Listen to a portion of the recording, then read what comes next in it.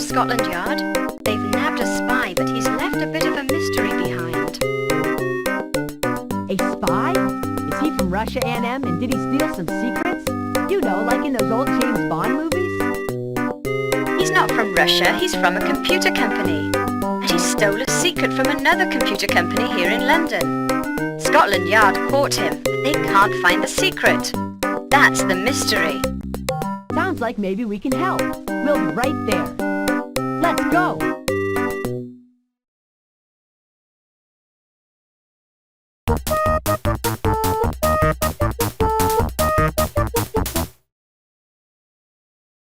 And Miranda's talking to Inspector Gage.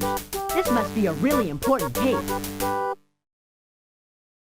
I saw the video that the telly crews took of the spy's arrest. It was quite dramatic.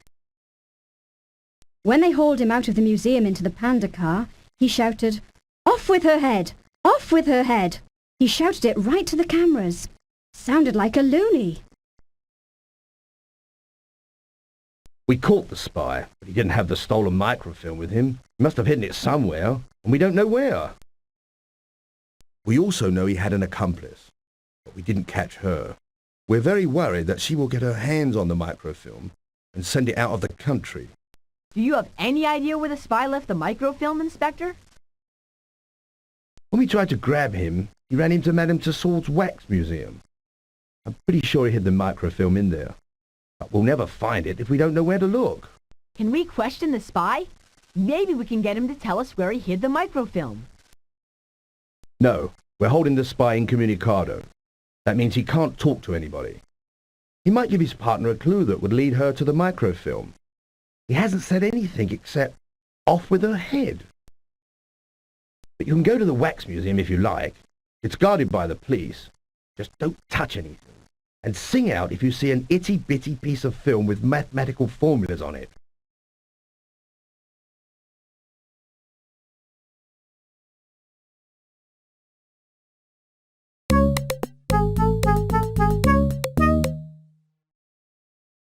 Hello, children.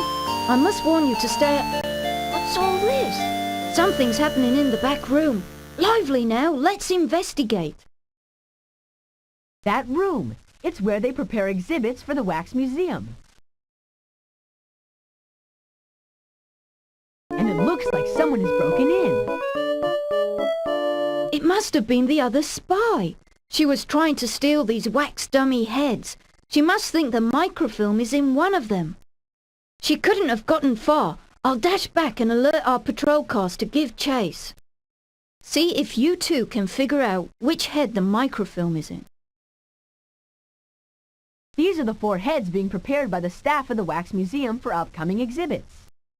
Hey, the wax is still warm. I bet that earlier today the wax was real soft. The spy could have pushed the microfilm inside and quickly smoothed over the hole. I bet he hid the stolen secret in one of these heads. When he yelled off with her head, he must have been trying to tell his partner about the wax heads. Maybe it's a clue about which one. We don't want to melt them all down if we can help it. It takes the artists days to create each one. Let's look at the heads one by one. Someone's marked these according to which display they belong to.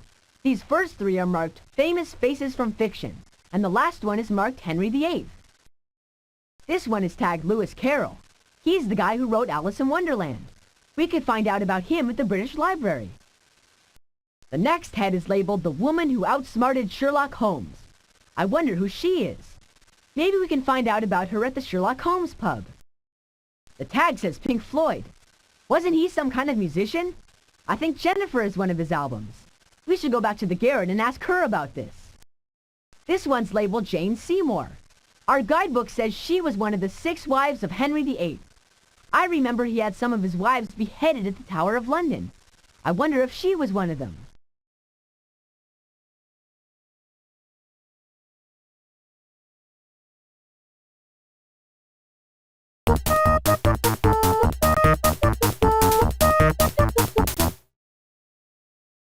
Oh, good. Jennifer's here.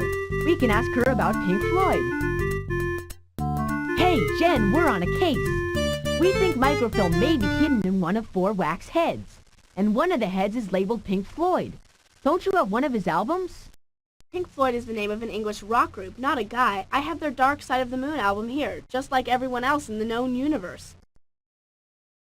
That album has got to be in the Guinness Book of Records. After they released it, it stayed on the charts for 15 years. People of all ages just keep buying it for some reason. Is the expression "off with their head" on that album? The guy who stole the microfilm said it. We think it's a clue. No, I just checked it. There's no song called Off with Her Head, but what a creepy thing to say.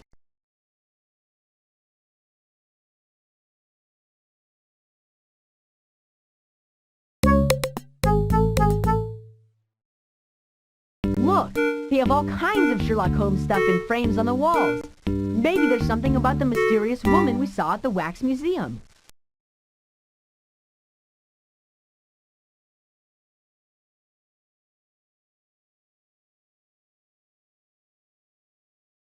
Pardon me, please, but I see you're interested in Irene Adler. My name is Mr. Maypole, and I would be simply thrilled to chat about Sherlock Holmes and his foes. To Sherlock Holmes, Irene Adler was the woman. He was too devoted to his work to think about romance or marriage, but she earned his interest and his respect because she was actually as clever and intelligent as he. But do the words "off with their head" have anything to do with Irene Adler or Sherlock Holmes? No, I would say not.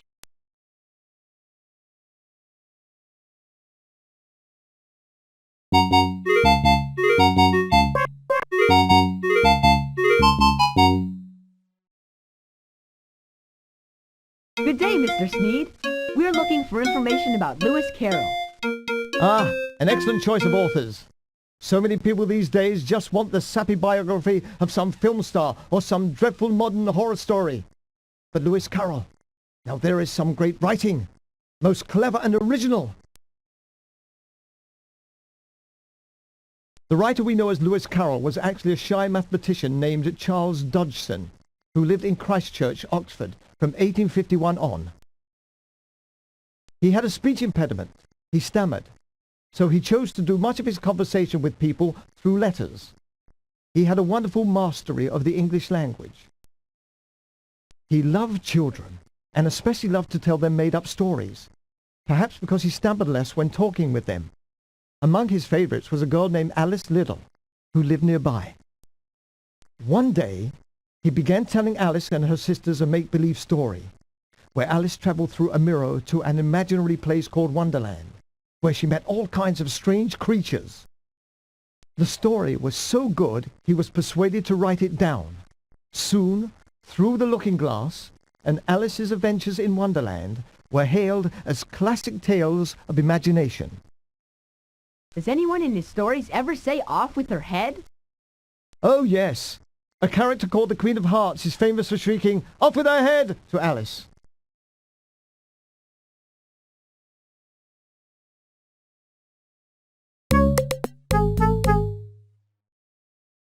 Let's ask the St. Crispin's cadets about Jane Seymour.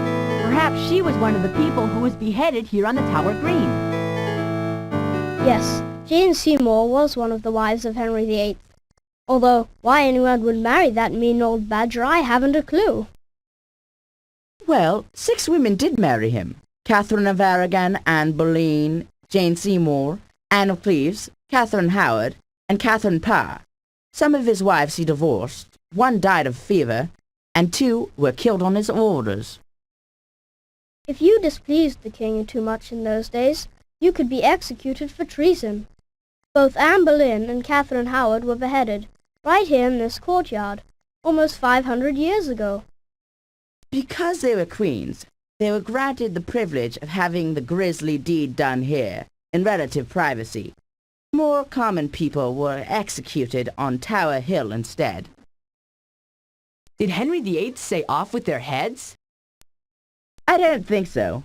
He probably said, "By the power vested in me as lawful king of this land, I hereby regretfully sentence you to death for treason," or some other such garbage. Did Henry VIII order Jane Seymour's head chopped off? Oh no, he actually seemed to be quite fond of Jane. For one thing, she gave him a son, a male heir, which was quite the big deal in those days.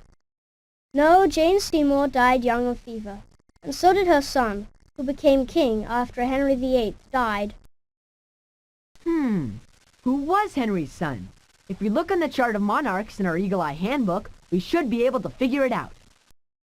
First, find King Henry VIII on the chart of monarchs in your Eagle Eye Handbook. Now, select the monarch who ruled England after Henry VIII. That's right. Jane Seymour's son was King Edward VI. But just like his mother, he also died quite young of fever.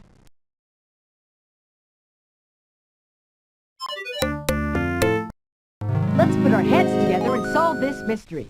Pick out the clues that best point out which wax head holds the stolen microfilm.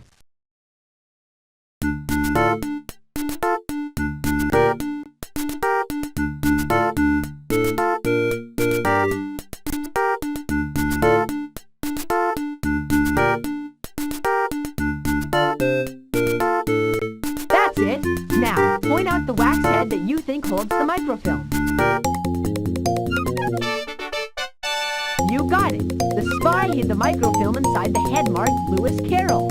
To escape Scotland Yard, the spy ducked into Madame Tussaud's wax museum. He knew he had to hide the microfilm he had stolen. But where? In the back room, he found 4 wax heads that had just been taken from their molds. Thinking quickly, he pushed the microfilm into the soft wax of one of them and covered up the hole. Then he was caught.